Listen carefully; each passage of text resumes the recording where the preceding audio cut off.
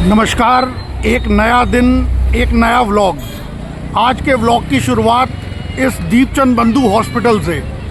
आज इस दीपचंद बंधु हॉस्पिटल आए हैं और चेस्ट पर एक घाव हो गया है क्योंकि मैं डायबिटिक हूँ, तो एक बहुत बड़ा चैलेंज है। उसकी एक माइनर सर्जरी होनी है।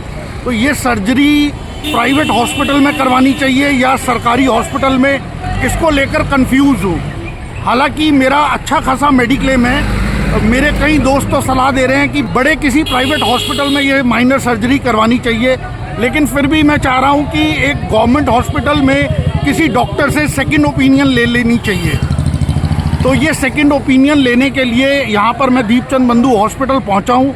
तो चलिए, लोग गवर्नमेंट हॉस्पिटल जाने से बचते हैं क्योंकि यहाँ पर जो डॉक्टर को दिखाने का प्रोसेस है वो थोड़ा सा कश्मकश भरा होता है। तो चलिए चलते हैं, दिखाता हूँ कि हमें क्या कश्मकश करनी पड़ रही है डॉक्टर को दिखाने के लिए।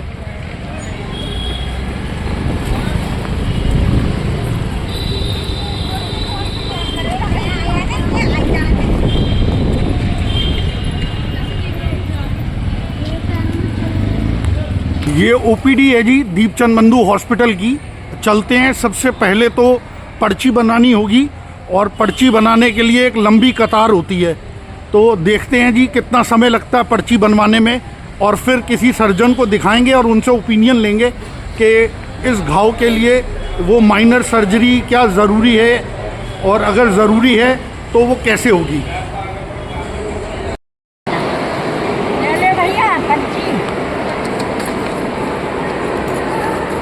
राम राम बेटा, राम राम। जब दुआएं आपकी। चांस की बात है जी, हॉस्पिटल बिल्कुल खाली मिला, पर्ची बहुत जल्दी बन गई, ज़्यादा कश्मकश नहीं करनी पड़ी। तो लो जी, ये ओपीडी की स्लिप तो मैंने बनवा ली है। अब जाना पड़ेगा सेकंड फ्लोर पे। तो सेकंड फ्लोर पे सर्जरी डिपार्टमेंट है। तो लिफ्ट से चलते हैं और चल के देखते हैं कि उम्मीद करते हैं कि जैसे ओपीडी में कोई रश नहीं मिला तो हो सकता है कि डॉक्टर के यहाँ दिखाने में भी कुछ ज़्यादा कश्मकश ना करनी पड़े। ये लिफ्ट कहाँ पर है ये ढूंढना पड़ेगा। बेटर है कि पैदल चलते हैं। तो लो जी, पैदल ही चलते हैं। ये स्लोप है, इस स्लोप के सहारे आप इजीली सेकंड फ्लोर पे जा सकते हैं। वैसे तो लिफ्ट की फैसिलिटी है, अगर आप लिफ्ट से ना जाना चाहें तो इस तरह से स्लोप से जा सकते हैं।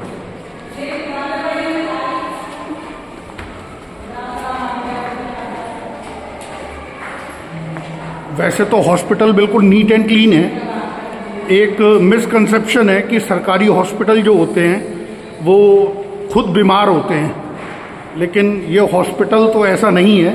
इसमें बेहतर सुविधा है।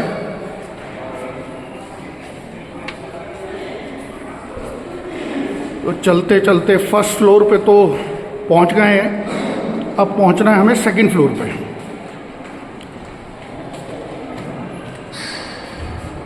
यहाँ पर एक इंस्ट्रक्शन लिखी है जी कि टॉयलेट अगर यूज़ करना है तो ग्राउंड फ्लोर पे है।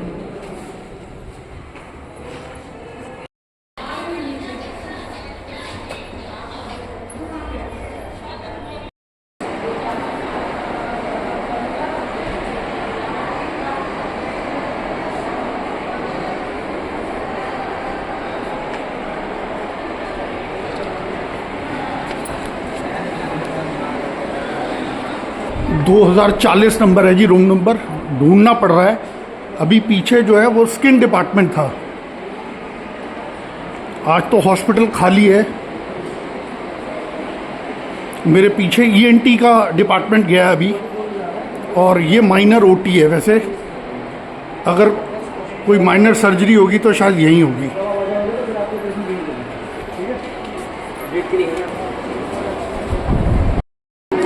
पर्ची बनवाने के मामले में तो लकी रहे, लेकिन यहाँ ओपीडी में थोड़ी सी लाइन है, तो वेट कर लेते हैं और उम्मीद करते हैं कि 10-1 मिनट में नंबर आ जाएगा, और देखते हैं फिर डॉक्टर क्या कहते हैं।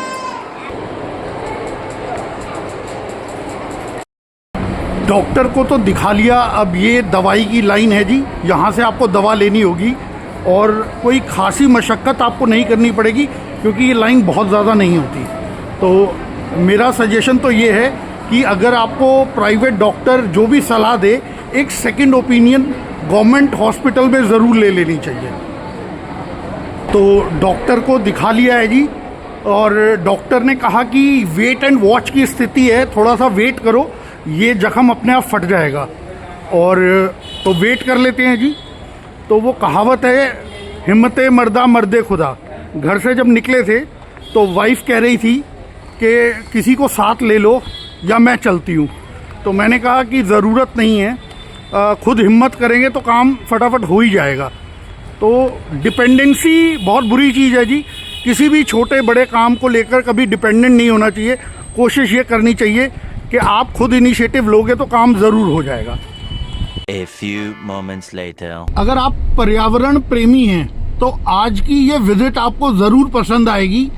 आज हम एक्सप्लोर करने जा रहे हैं जी एक नर्सरी।